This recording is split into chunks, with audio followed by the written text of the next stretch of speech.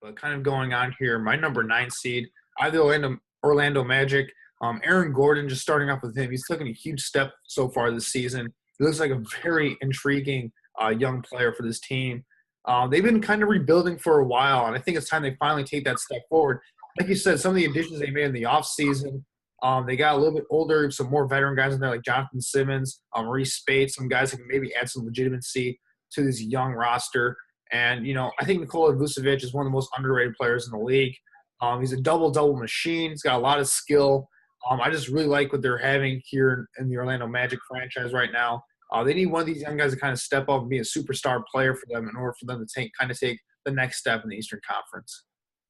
Yeah, for me, coming at the number 9 seed, I got the Miami Heat. And the only reason I don't have them in the top 8 is you look at it last year, they were one of the most inconsistent teams. Look at the first half of the season, they went 11-30, then they finished it the second half going 30-11. I think the Heat have a very solid core. I like Dragic. I think Whiteside is going to be very good for lots of years. And they're basically the same team from last year, but I think they're just not going to be able to get in. It's going to be close again. I have them on the outside, the first team eliminated from the playoff contention. But for the 10 seed, Andrew, who do you have? I have the Charlotte Hornets for my 10 seed. They're getting Nicholas Batum finally back healthy, which I think helps them out. They're going to be pretty good defensively. They added Dwight Howard during the offseason, so I think that helps there. Michael K. Gilchrist can kind of stay healthy throughout this season. I think that goes a long way to keeping their defensive identity going forward. But they need more scoring. Kemba Walker's kind of been their only reliable pure scorer in this roster over the past couple of years. Maybe Malik Monk kind of add that extra scoring element in the backcourt for them. But for me, there's just nothing really exciting about this team that really that they can make a push for the playoffs just quite yet. Yeah, I like the Dwight Howard signing. He's not the prime Dwight Howard, but he's going to bring shot blocking, rebounding, defense to a Hornets team that really hasn't had that kind of production from the center. Batum's injury is just such a huge loss for the Hornets. He was really the second option on this team. He was able to facilitate when it wasn't Kemba Walker. He was one of their best defenders. He was a very versatile player for the Hornets. So looking into this season, my main question is who's going to step up as that second option on offense? Maybe it could be the rookie Malik Monk. There's just going to have to be some young players that's going to step up from that injury, but I don't think the Hornets are going to make the playoffs this year. Yeah, I'm not saying either. Going on to my number 11 seed, I have the New York Knicks finishing in the 11th spot.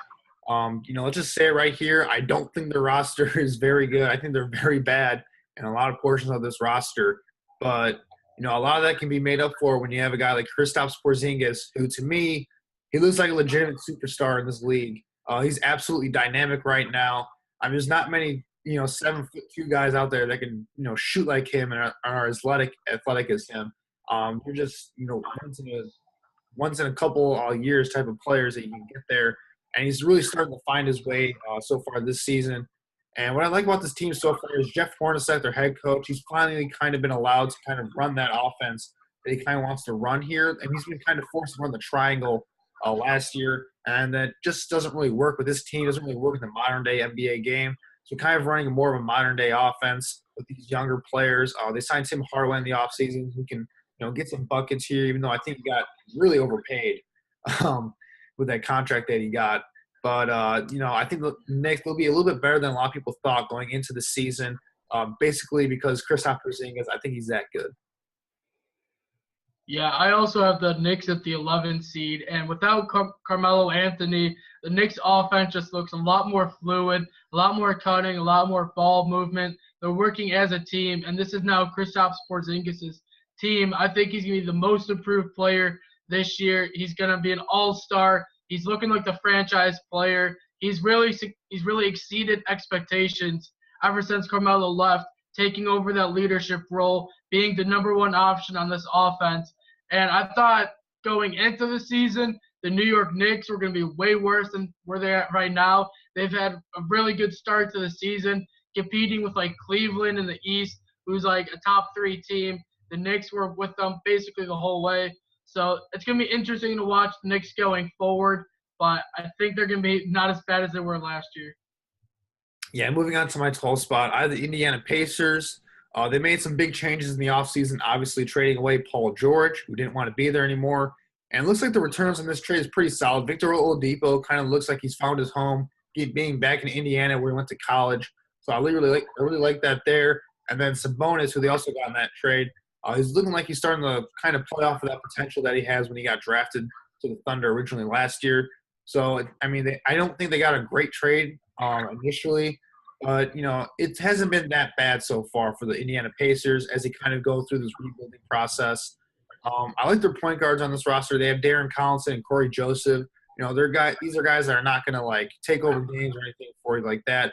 They're very solid. They run the point guard position pretty well. They can run an offense. They can run a team. So I really like what they did there in the offseason. And, really their rebuilding effort really hinges on Miles Turner breaking out as a star player. He's got all the tools to be, a superstar in this league. He's a legit, athletic, big 7-footer that can shoot the ball at the three-point range.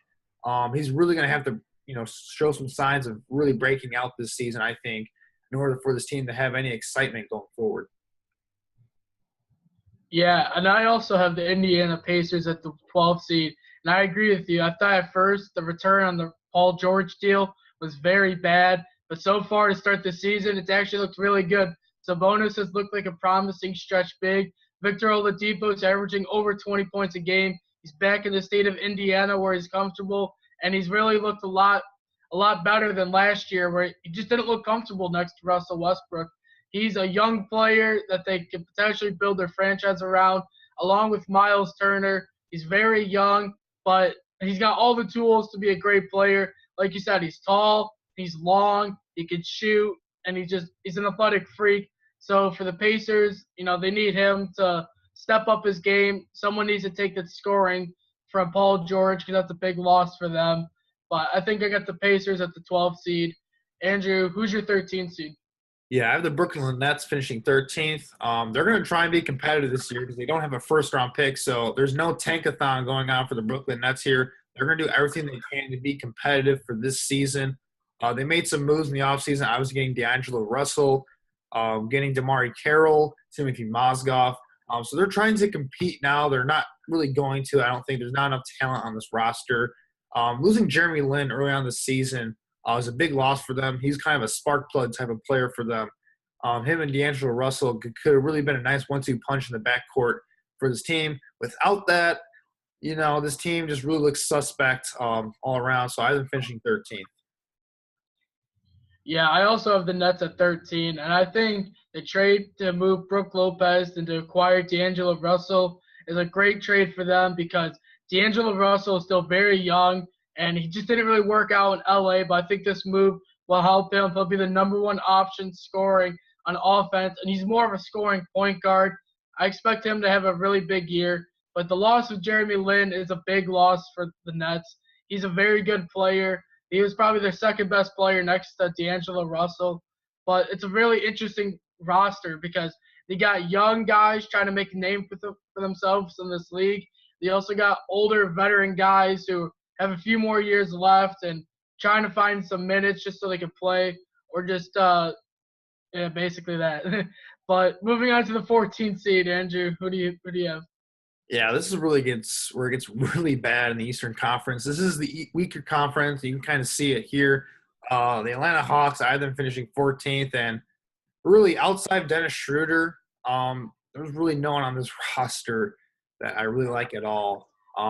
They're in full rebuild mode. It's kind of been about time for this team. They've kind of been hanging around as a mid-level playoff team for a very long time. So it's kind of about time that they kind of restart this thing. But, they're still an athletic team. They'll create turnovers. They'll keep some things exciting for Atlanta Hawks fans. There really aren't that many Atlanta Hawks fans, let's be honest here. It's always empty at that gym anyway. But, yeah, other than Dennis Schroeder, who, honestly, I wouldn't be surprised if they trade at the trade deadline, because he's a young player, but I'm not sure if they really see him as a building block for this team. There's really nothing really that excites me about this team. Yeah, like maybe Kent Bazemore, he's decent. But, they traded Paul – once they traded Paul Millsap last offseason, you knew that they were going to go into a full rebuild. Dwight Howard's gone. This is a team that, 5 years ago, was a top 5 playoff team consistently. Now they're in complete full rebuild mode. I think, trading Schroeder would be a good move for them because they can get a decent return, and he's a young player. But I agree, I don't think he's in long-term plans. But the Hawks do have one of the better NBA coaches, Mike Budenholzer. He's a guy that's going to get the most out of his players. He's going to preach defense, intensity, and effort. So it'll keep them in the games, but they just don't have enough talent to compete with other teams in the East. But finally, wrapping up this video for the Eastern Conference preview, Andrew, by now you should know who we have at the 15th seed, the Bulls. So what do you think about this team? No, take it away. Take it away. I honestly don't want to talk about these guys right now, to be honest. I mean, take it away. They traded away their franchise player, Jimmy Butler. They bought out Dwayne Wade. They gave him money to seriously not play for them. Rondo's gone. Their top three players from last year, all gone. The Bulls are going into full rebuild mode. They got this good rookie in Lauri Markkanen, who has done really well to start the NBA season. He looks like he can be a guy that the Bulls can build around. They also got Zach LaVine, who's still coming off an injury, but he's a young guard. He's very explosive. He's a former slam dunk champion. So those are two guys that's basically the only good thing that the Bulls have on their roster right now. Rolo's a fan favorite. He's a guy that can bring his lunchbox to work, just get those tough plays. But the Bulls are just a complete mess. It all starts with their front office. Garpax needs to go. They shouldn't be running an NBA franchise. I don't think they have any clue what they're doing. It's just been very frustrating for Bulls fans.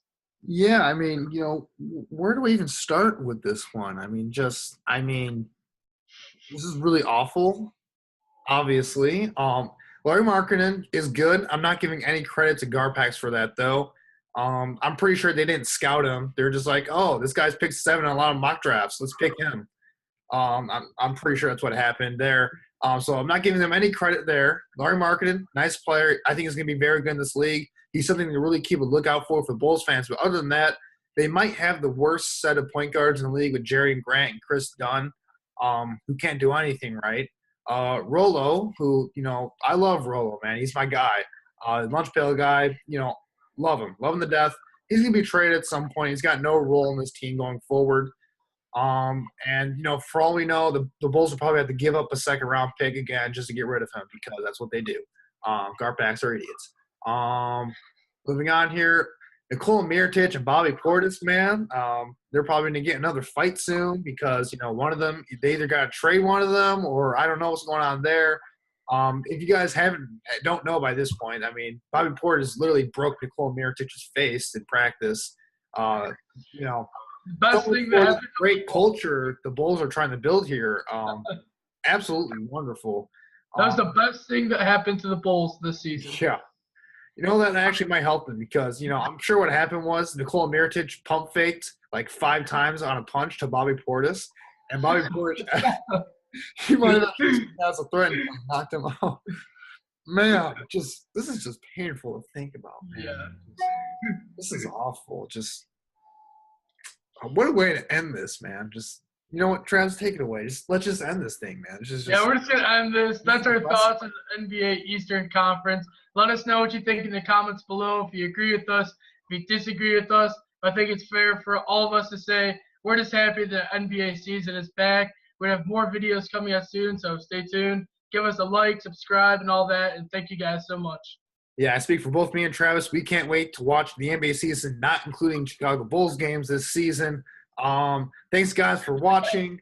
Make sure to like us on Facebook. We're going to be sending a lot more content out there. Thanks, guys, for watching, and we're glad the NBA season's back. Let's go.